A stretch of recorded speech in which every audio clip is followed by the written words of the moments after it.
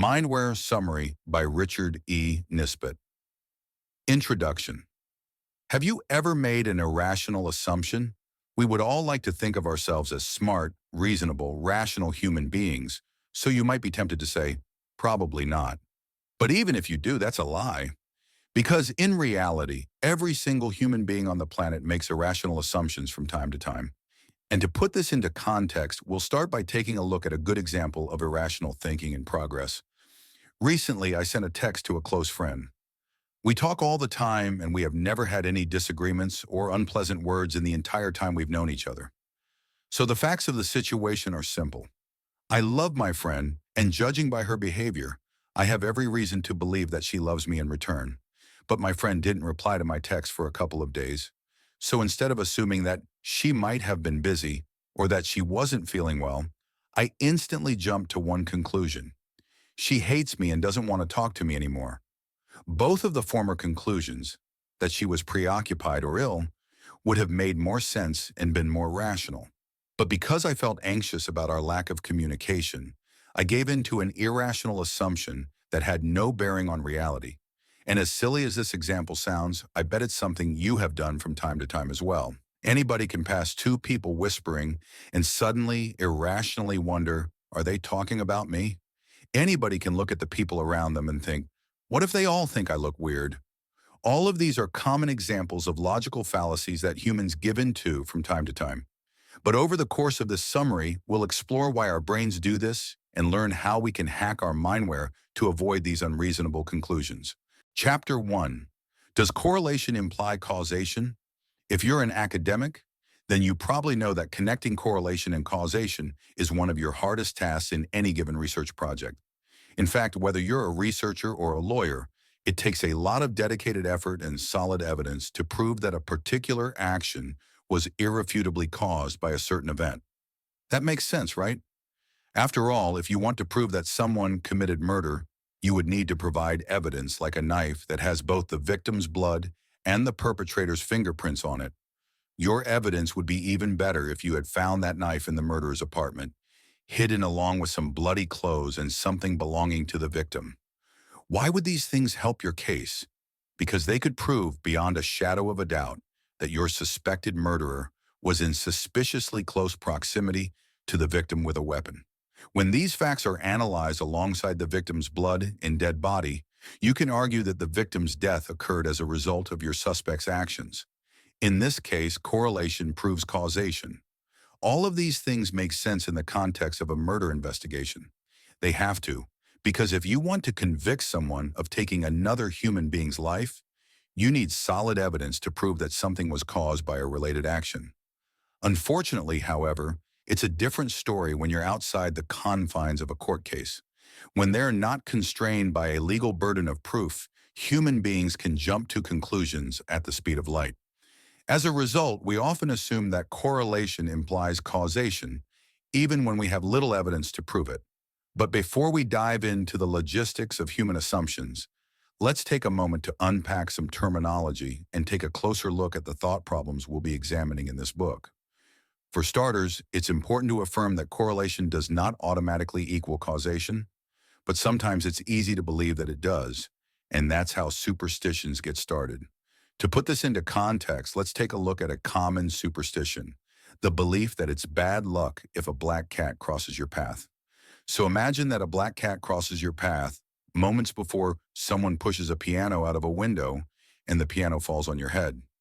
Because we might as well make this hypothetical scenario sound like a Wile E. Coyote in Roadrunner cartoon. Did the presence of the black cat on the street below cause someone in a different building several feet above you to push a piano out of a window? Of course not. The cat and the piano are totally unrelated. In fact, it's highly likely that the person in the high-rise apartment had never seen the black cat and had no idea he was there. But even if the person above had seen the cat, it's also pretty likely that that person didn't say, "Oh, look, a black cat. I should toss my grand piano out the window for no reason at all." Instead, the black cat and the fall of the piano are two totally unrelated events.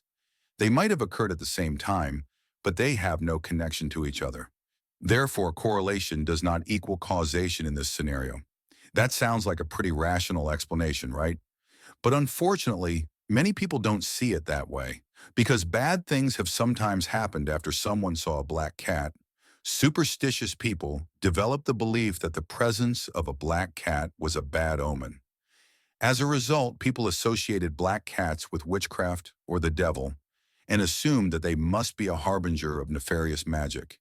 In the Middle Ages, black cats were burned, tortured, and driven out of town just because of this superstition.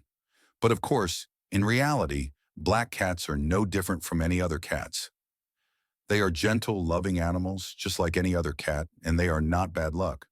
But their history serves as proof of the dangerous consequences that can arise when people assume that correlation automatically implies causation. So, now that we've considered an overview of some irrational assumptions and learned about correlation and causation, let's take a closer look and dig beneath the surface.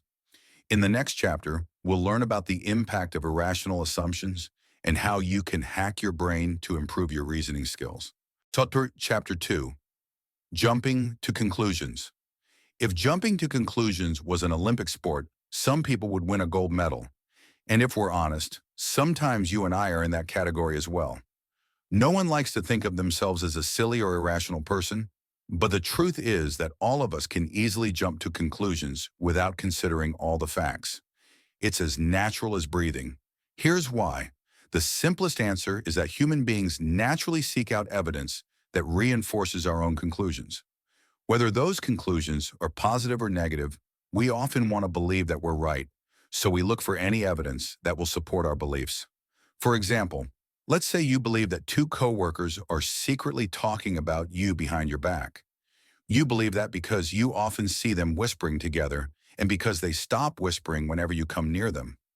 No one likes to feel as though people are talking about them, so you might feel hurt or offended as a result of this behavior. And you might also start to analyze other moments or social cues for additional evidence of your coworker's duplicity. For example, you might reflect on the time that they didn't invite you out to lunch or did not offer to bring you a coffee. When reading all these things together, you might consider your evidence to be conclusive proof that your coworkers dislike you and are gossiping about you behind your back. But in reality, it might be that they are simply planning a surprise birthday for you.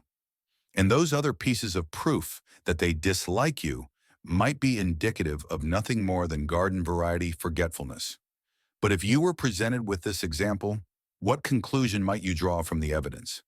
Would you first assume that your coworkers are gossiping about you or that they're planning a surprise birthday party for you? Most of us would probably choose the former scenario because we probably have more experience with unkind gossip than with the pleasant surprise of a birthday party. Although we understand that both scenarios are equally viable, we might consider the negative option to be more likely because it fits into our personal experience. And because we can connect it with an existing frame of reference in our heads, we assume it must be correct. So as we consider this example, it becomes obvious that pretty much every human being has indulged these logical fallacies at one point or another. But why do we make unfounded assumptions? And why do we automatically attempt to gather evidence that will prove our point? Why are we not more concerned with objective truth? The author observes that this occurs because of a psychological principle known as the representativeness heuristic. To understand the representativeness heuristic and how it works in practical application, we can turn to the insights of psychologist Kendra Cherry. Cherry describes the representativeness heuristic by asserting that when making decisions or judgments, we often use mental shortcuts or rules of thumb known as heuristics. For every decision, we don't always have the time or resources to compare all the information before we make a choice. So we use heuristics to help us reach decisions quickly and efficiently.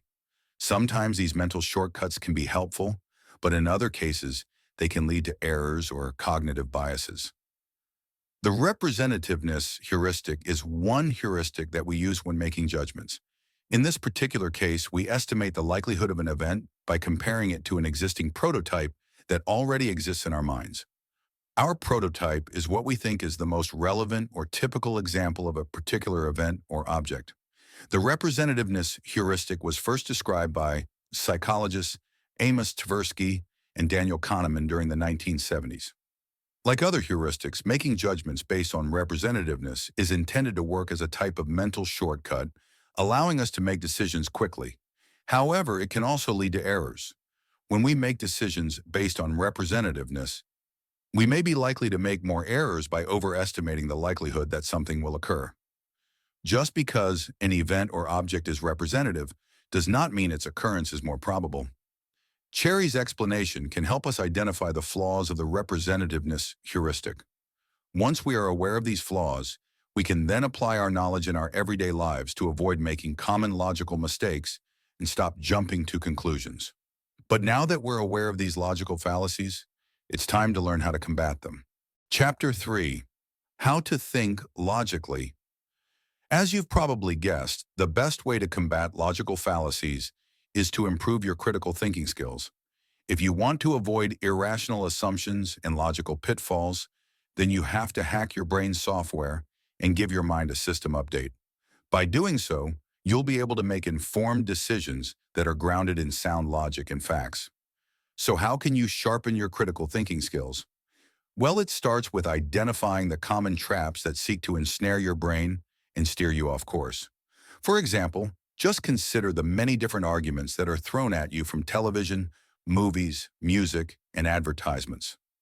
Commercials play on your emotions by convincing you that you are fat, ugly, or unhappy, and that their product can alleviate your distress. Similarly, politicians speak to your hopes or fears and promise you that they will create the world you want to see. As a result, when you make decisions that are based on your reactions to the stimuli, your choices are not based on facts or on objective truth. Rather, you're buying those jeans because you hope they can make you look like Kate Moss. You're voting for that person because they made you afraid of what would happen if they weren't elected. So if you want to beat these common traps, you'll have to change the way you think. You can do so by analyzing the logical premise of any piece of information. For example, just consider the content of a commercial that sells jeans. By flaunting celebrities like Kate Moss or Kim Kardashian, the company presents their product as something that beautiful people like. This is meant to entice you into believing that these jeans will make you beautiful by association. To break down the logic of this argument, you can divide the information into two separate premises. Let's say the first premise posits that these jeans will make you look as attractive as Kate Moss. The second premise is that this company is using a convincing marketing technique to sell their product. You can then evaluate the probability of these premises by analyzing the available factual information.